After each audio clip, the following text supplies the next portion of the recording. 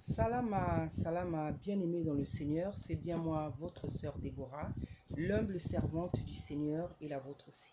Comme vous avez vu le titre, bien-aimé, je viens encore donner un message pour le Marcelo, un songe que j'ai eu ce matin avant de me réveiller. Voilà. La Bible dit que ce qu'un homme aura semé, il va le récolter. Monsieur Marcelo Tounassi, vous avez cherché la gloire, vous avez cherché le succès, vous avez cherché la gloire, votre gloire à vous et non celle de Tata Nzambe. C'est pour ça qu'aujourd'hui, il vous arrive tout ce qui vous arrive. Comme vous avez cherché votre gloire, votre succès, vous avez cherché à vous faire connaître du monde entier, et bien voilà, vous récoltez ce que vous avez semé. Donc les gens parlent de vous tous les jours, mais malheureusement pas en bien. Pas parce que vous avez fait de bonnes œuvres, mais parce que vous avez fait une mauvaise œuvre. Et en fait, ce n'est pas intéressant du tout. Parce que vaut mieux qu'on parle de soi pour des bonnes œuvres. Quand la terre entière commence à parler de vous parce que vous avez fait des mauvais choix, une mauvaise chose, ce n'est pas bien. Voilà. Donc aujourd'hui, vous récoltez ce que vous avez semé. Vous avez cherché la gloire, vous avez cherché le succès à n'importe quel prix. Et voilà qu'aujourd'hui, Tata Nzambe donne des messages aux uns et aux autres pour vous parler, pour que vous vous repentiez, pour que vous disiez la vérité. Qu'est-ce qui s'est passé avec la sœur Blanche? Mais vous faites la sourde oreille. Parce que peut-être Tata Nzambe a-t-il déjà endurci votre cœur? Parce que c'est comme ça qu'il opère. Lorsqu'il veut frapper quelqu'un, il endurcit son cœur. Donc si vous n'écoutez pas, si vos complices n'écoutent pas, il n'y a rien de surprenant. Parce que Tata Nzambe, c'est lui-même qui endurcit le cœur de quelqu'un quand il veut le corriger. Nous voyons l'exemple avec Pharaon. Le songe que j'ai eu aujourd'hui. Donc, c'était comme aux obsèques en fait. C'était comme la scène des obsèques où il y avait tout le monde qui était assis et j'ai vu d'un côté, il y avait des gens d'un côté et de l'autre côté, il y avait les pasteurs, les gens de Marcelo, ses complices, les gens qui sont avec lui, qui le soutiennent. Et il y avait un dialogue, un discours entre moi et M. Marcelo qui se permettait de me menacer. Donc il était en train de me menacer. Il parlait. Après moi aussi, je me suis mise à parler. J'ai dit, si je n'ai pas peur de dire la vérité à celle qui m'a mise au monde, c'est pas à vous que j'aurais peur de dire la vérité. Donc je répète, je lui ai dit, si je n'ai pas peur de dire la vérité à celle qui m'a mise au monde, ce n'est pas à vous que j'aurais peur de dire la vérité.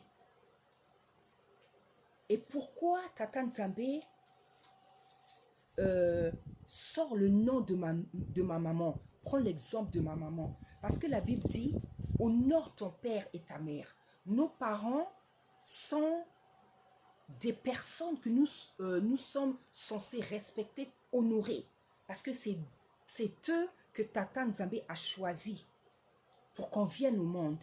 Notre maman, notre papa, particulièrement notre maman, d'où nous sommes sortis, c'est par elle que nous venons au monde. Donc nous sommes censés donner beaucoup de respect à nos parents et beaucoup à notre maman. Je ne dis pas qu'on doit plus respecter les mamans que les papas, mais il faut beaucoup respecter les mamans parce que c'est par les mamans que nous venons au monde. Et Tata Nzambe dit dans sa parole, c'est pour ça qu'il dit honore ton père et ta mère. Parce qu'ils sont les instruments que lui, il a choisis pour qu'on vienne sur la terre. Et dans le rêve, je disais, si je n'ai pas peur de dire la vérité à ma mère, c'est pas à vous que j'aurais peur de dire la vérité. Et je disais donc pourquoi Tata Nzambe prend l'exemple de la mère. Parce que justement, à cause du respect et l'honneur qu'on leur doit, à cause du respect et l'honneur qu'on leur doit, les parents sont donc les personnes à qui c'est difficile quand même assez difficile de dire la vérité. À cause de l'honneur et du respect qu'on leur doit. Vous allez voir, parfois, vous voulez dire quelque chose à votre père ou à votre mère, mais vous ne pouvez pas. Parce que vous vous rappelez que c'est ton père, c'est ta mère. Mais pourquoi Tata Nzambe? Parce que dans le rêve, c'est Tata Nzambe qui parle. Voilà. Il se sert de nous pour parler dans les rêves. Mais pourquoi il m'a fait sortir cette phrase? Parce que c'est lui qui parle. Vous savez, quand un enfant n'a pas peur de dire la vérité à ses parents, à son père ou à sa mère, c'est un enfant qui est droit. C'est un enfant qui a la droiture. Et c'est un enfant dans lequel il y a la vérité. Parce que vous allez voir un enfant, ceux qui ont des enfants, ils savent de quoi je parle. Un enfant qui n'a jamais peur de te dire la vérité. À toi, papa, à toi, maman. C'est un enfant en qui il y a la droiture. Et c'est un enfant en qui il y a la vérité. Ce n'est pas de l'impolitesse. C'est la semence de la vérité qui est en lui. Hors d'enfant-là, il ne va pas te dire la vérité, il ne va pas avec impolitesse. Non, il va te dire la vérité avec respect. Parce qu'il n'oublie pas que tu es son père, que tu es sa mère. Mais tu verras, il aura la facilité de te dire la vérité. Parce qu'il est né comme ça. Parce qu'il est né comme ça. Donc, les enfants qui disent la vérité facilement à leur père ou à leur mère, c'est des enfants qui sont droits et c'est des enfants qui ont la vérité en eux. Donc, ils n'ont pas peur de dire la vérité ni à papa ni à maman. Voilà. Donc, dans le rêve, je disais à monsieur Marcelo, si je n'ai pas peur de dire la vérité à ma mère, ce n'est pas à vous que j'aurais peur de le dire. Parce qu'effectivement, avec ma mère, je suis comme ça. J'aime ma maman, je la respecte, mais quand elle ne fait pas bien, je lui dis que maman, tu ne fais pas bien. Et je suis comme ça depuis que je suis petite. Et ma mère le sait. Elle sait que je suis comme ça. Ça ne l'empêche pas de m'aimer. Contrairement à ce que peuvent penser d'autres personnes. Ma mère, elle sait très bien que je suis, comment je suis. Elle sait que c'est mon caractère. Elle sait que je suis comme ça. Et quand je lui dis des choses pour son bien, elle sait que c'est pour son bien. Voilà. Donc, les enfants qui sont comme ça, c'est les enfants qui ont la droiture, c'est les enfants qui ont la vérité en eux. Une personne qui a la vérité en elle, elle aura peur de dire la vérité à personne. Ni à ses enfants, ni à son mari, ni à ses parents, ni à ses frères et sœurs, ni au pasteur, ni même à un président. C'est ça la vérité. C'est une épée, c'est un feu. C'est une épée, c'est un feu. Donc les parents qui ont des enfants qui leur disent la vérité ne voient pas que comme si ton enfant est impoli. Il n'est pas impoli, c'est une semence qui est en lui. Je sais de quoi je parle, moi je suis comme ça. Moi je dis la vérité à ma mère. Comme je vous dis, ça ne l'empêche pas de m'aimer. Ça ne l'empêche pas de m'aimer. Et quand je lui dis la vérité, elle sait que c'est vrai, elle sait que je ne mens pas. Donc les parents qui ont des enfants qui sont comme ça, acceptez qu'ils sont comme ça, que c'est Dieu qui leur a donné ce caractère. Parce que quand vous mettez beaucoup d'enfants au monde, parmi ces enfants-là, il faut qu'il y en a un ou deux qui vous disent la vérité. Une personne, dire la vérité, c'est aimer quelqu'un.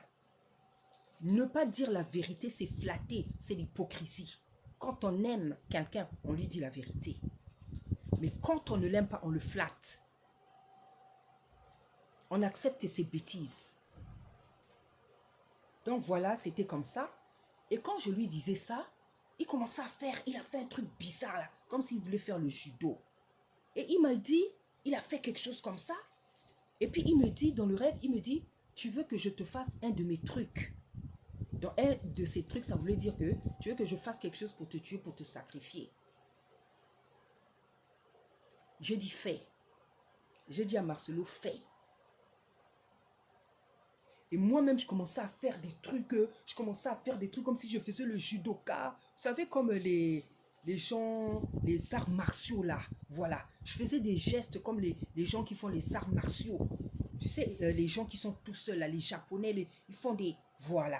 C'est parce que moi, quand je prie, quand je fais le combat spirituel, c'est des actes prophétiques que le Seigneur, Tata Nzambe, me fait faire. Donc je faisais ça. Comme si je faisais les arts martiaux, comme si je me battais. C'est ça que je faisais. Et à un moment donné, Marcelo Tunas, il est devenu tout rouge. Il est devenu tout rouge et il a disparu. Et après, bien aimé, ce que j'ai vu, ce que Tata Nzambe faisait sur la terre, les catastrophes, le remue-ménage que Tata Nzambe faisait sur la terre, bien aimé. Je ne peux même pas vous décrire ça. Je ne peux même pas vous décrire ça. Donc, je ne sais pas si c'est parce qu'il m'avait menacé ou si Tata Nzambe faisait tout ça pour Blanche. Je ne le remue, c'est-à-dire ce que Tata Nzambe faisait sur la terre, bien aimé. Je ne peux même pas vous décrire. Donc, Tata Nzambe mettait tout, comment on dit, tout son dessus, je ne sais pas comment on dit là. Il faisait tout remuer. Il ridiculisait des gens. Il ridiculisait des gens. Il ridiculisait des pasteurs. Il ridiculisait, bien aimé. Il rendait les gens fous à cause de cette affaire-là. Il rendait les gens fous à cause de cette affaire. Donc, ce que je viens dire ici à M. Tounassi,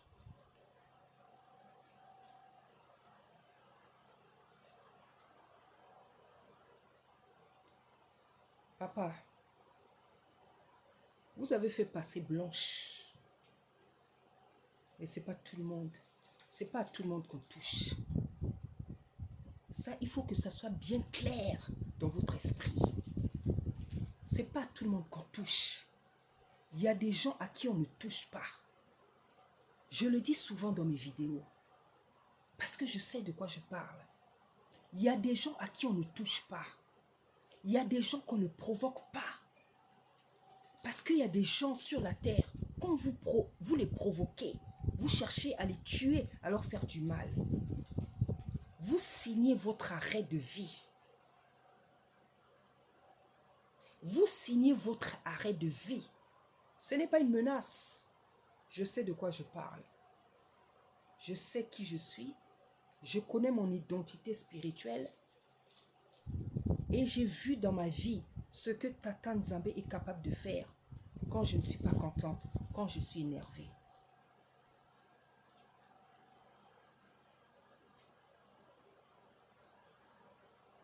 Si c'est des pensées qui vous traversent l'esprit, c'est tant pis pour vous. C'est tant pis pour vous. Là, ce que je vois, ce n'est même pas des choses que je demande à Tata Nzambe. Il vient me montrer ce qu'il a envie de me montrer. Mais imaginez que je prends des prières, je prends des phrases, je les fasse monter au trône de Tata Nzambe pour me plaindre de vous, de ce que vous avez fait à Blanche ou de ce qu'il m'a montré même.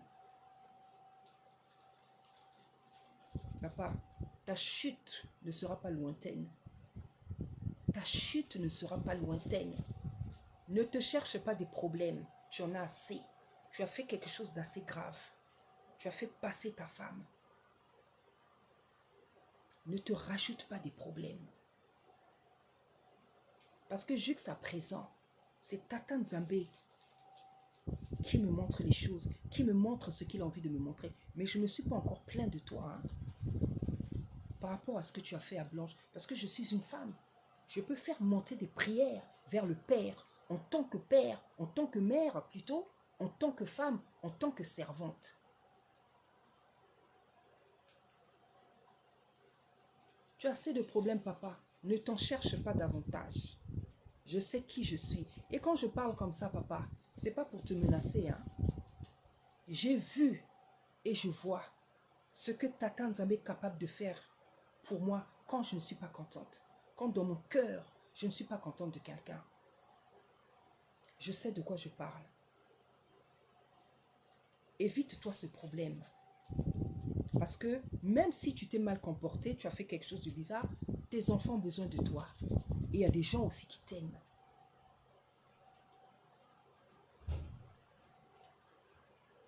La Bible dit que Tata Nzambe ne laissait aucune parole de Samuel, du prophète Samuel, par terre. Je suis comme ça. Tata Nzambe entend. Il a l'habitude d'écouter tout ce que je dis. C'est pour ça que je n'aime pas m'énerver. J'ai appris à ne plus m'énerver. Parce que quand je m'énervais, je voyais ce que Tata Nzambe faisait aux gens avec qui je ne suis pas content. J'ai appris à ne plus m'énerver. Et je n'aime pas aussi m'énerver avec quelqu'un. Parce que quand je m'énerve, quand je parle, même avant que Tata Nzambe réagisse, même quand je parle, je sens déjà en moi l'humeur de Tata Nzambe. Ce n'est pas parce que je suis meilleur que quelqu'un. C'est parce que Tata Nzambe sait qui je suis. Vous savez, quand vous ne cherchez pas les histoires aux gens, quand vous avez un bon cœur, quand vous êtes droit, quand vous acceptez les sacrifices de Tata Nzambe dans votre vie, quand Tata Nzambe sait que pour lui, vous êtes capable de tout, il faut faire attention à ce genre de personnes. Il faut faire attention à ce genre de personnes. Si c'est ce que vous avez dans la tête, allez-y. Et vous saurez qu'il y a servante et servante.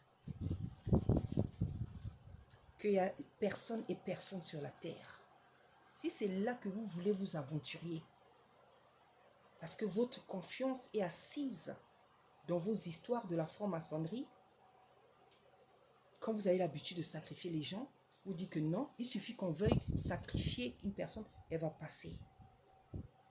Avec tout le monde, ça ne marche pas. Avec tout le monde, ça ne marche pas. Et si Tata Nzambe a laissé partir Blanche, c'est pas qu'il était incapable de la protéger. Non. Blanche va ressusciter. Parce qu'il y a une prophétesse de Brazzaville qui avait vu ça. Et la vidéo est sur ma chaîne. Vous pensez que c'est peut-être un jeu. Tel que Blanche crie vengeance là, elle va ressusciter. Et elle ne va pas ressusciter parce qu'elle crie vengeance. Elle va ressusciter parce que ce n'était pas son temps. Il y a des gens qui sont partis. Ce n'était pas aussi sur leur temps. Blanche est spéciale. Blanche est spéciale. Il y a plein de gens, hein, des artistes qui vont ressusciter. Moi, j'ai vu ça. Parce que ce n'était pas leur temps. Et Tata Nzambe ne voulait pas qu'ils partent. Donc voilà ce que je suis venu dire. Si vous voulez jouer, vous amuser à ce jeu-là, comme j'ai dit dans le rêve, faites-le. Faites-le.